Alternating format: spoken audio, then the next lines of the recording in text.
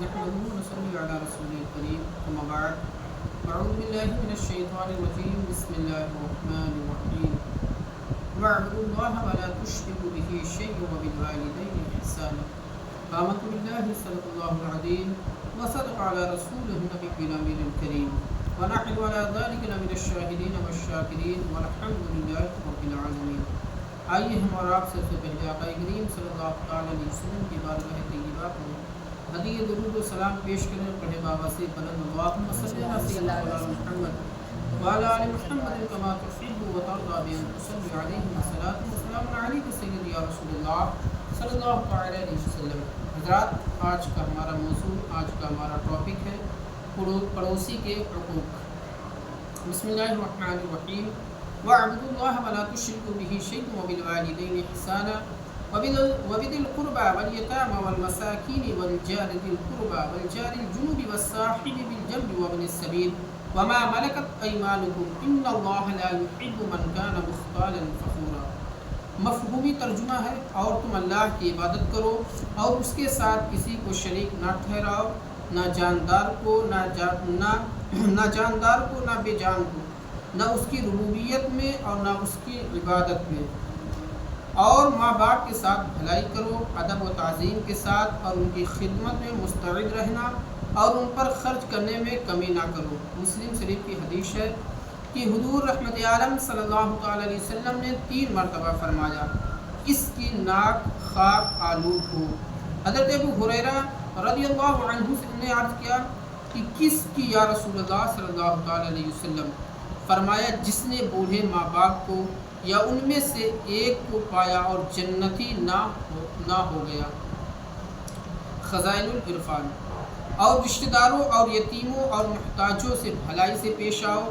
حدیث شریف میں ہے، رشتہ داروں کے ساتھ اچھے سلوک کرنے والوں کی عمر دراز اور رزق وسیع ہوتا ہے، اور نزدیکی ہمسائے اور اجنبی پڑوسی سے بھلائی سے پیش آؤ۔ حضور نبی کریم صلی اللہ تعالی وسلم نے فرمایا کہ جبریل علیہ السلام نے مجھے ہمیشہ ہمسائیوں یعنی پڑوسیوں کے ساتھ احسان کرنے کی تاکید کرتے رہے، اس حد تک کہ گمان ہوتا کہ ان کو وارث قرار دے دیں گے۔ اور ہم مجلس اور مسافر سے بھلائی سے پیش آؤ۔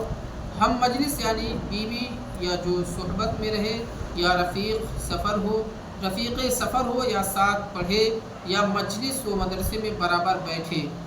اور مسافر و مہمان کے بارے میں حدیث شریف میں ہے کہ جو اللہ اور روز قیامت پر ایمان رکھے، اسے چاہیے کہ مہمان کے اکرام کرے۔ خزائن العرفان میں ہے۔ اور جن کے تم مالک ہو چکے ہو ان سے نیکی کیا کرو کہ انہیں طاقت سے زیادہ تکلیف نہ دو، اور سخت کلامی نہ کرو، اور خانہ کپڑا بقدر ضرورت دو۔ خزائن العرفان میں بے شک اللہ اس شخص کو پسند نہیں کرتا جو تکبر کرنے والا یعنی مغرور، فخر کرنے والا، خود بینی ہو۔ متکبر خود بین یعنی جو رشتہ داروں اور ہمسائیوں یعنی پڑوسیوں کو ذلیل سمجھے۔ اللہ تبارک و تعالیٰ ایسے لوگوں کو پسند نہیں فرماتا ہے۔ پڑوسیوں کے حقوق کے متعلق چند احادیث ملاحظہ فرمائیں، جس سے بآسانی اندازہ لگایا جا سکتا ہے کہ پڑوسیوں کے حقوق بھی کتنے اہم ہیں اور ان کے حقوق کی ادائیگی کتنی ضروری ہے۔ حضرت عبداللہ بن عمر رضی اللہ عنہ سے مروی ہے کہ رسول اللہ صلی اللہ علیہ وسلم نے فرمایا، جبریل مجھے لگاتار ہمسائے یعنی پڑوسیوں کے ساتھ حسن سلوک کی تلقین کرتے رہے، حتیٰ کہ مجھے یقین ہونے لگا کہ وہ اسے وارث بھی بنا دیں گے، یعنی ان کا ہمیں وارث بھی بنا دیں گے۔ پڑوسیوں کی اقسام یعنی ان کی قسمیں کتنی ہیں؟ حضور نبی کریم صلی اللہ علیہ وسلم نے ارشاد فرمایا، پڑوسی کی 3 اقسام ہیں۔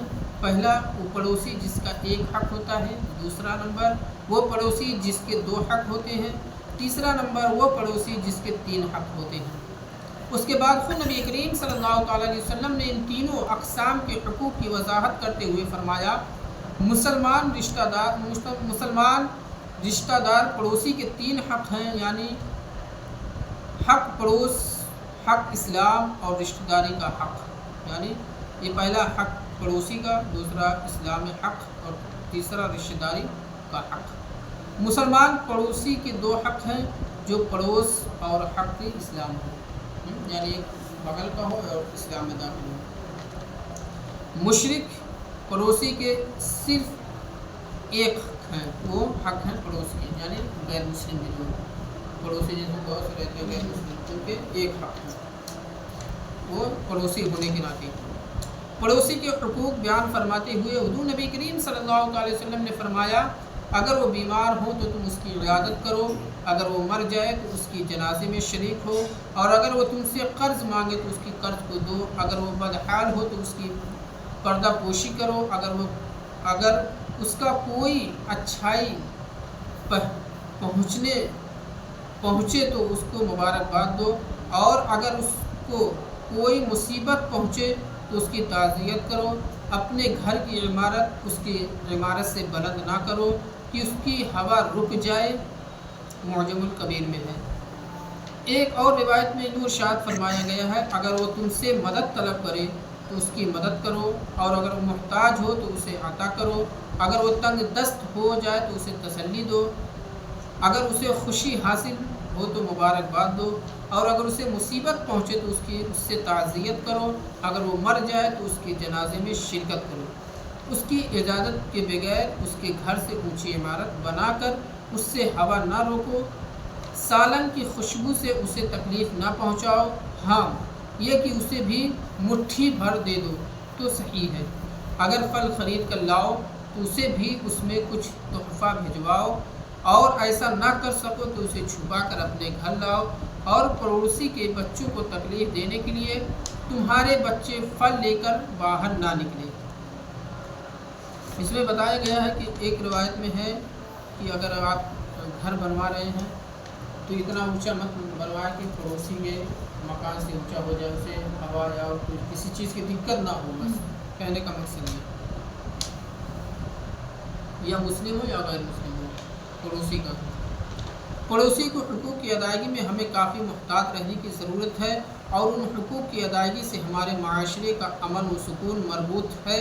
ये हुकूक ही है जिनके पासदारी एक शहरी को समाज में मुअक्कर और मुअज़्ज़म बना देता है। अल्लाह ताला सबसे पहले मुझे इस पर अमल करने की तौफ़ीक़ व रफ़ीक़ अता फ़रमाए, फिर आप सबको इस पर अमल पैदा रहने की तौफ़ीक़ व रफ़ीक़ अता फ़रमाए। वमा अलैना इल्लल बलाग़। अस्सलामु अलैकुम व रहमतुल्लाहि तआला व बरकातुहू।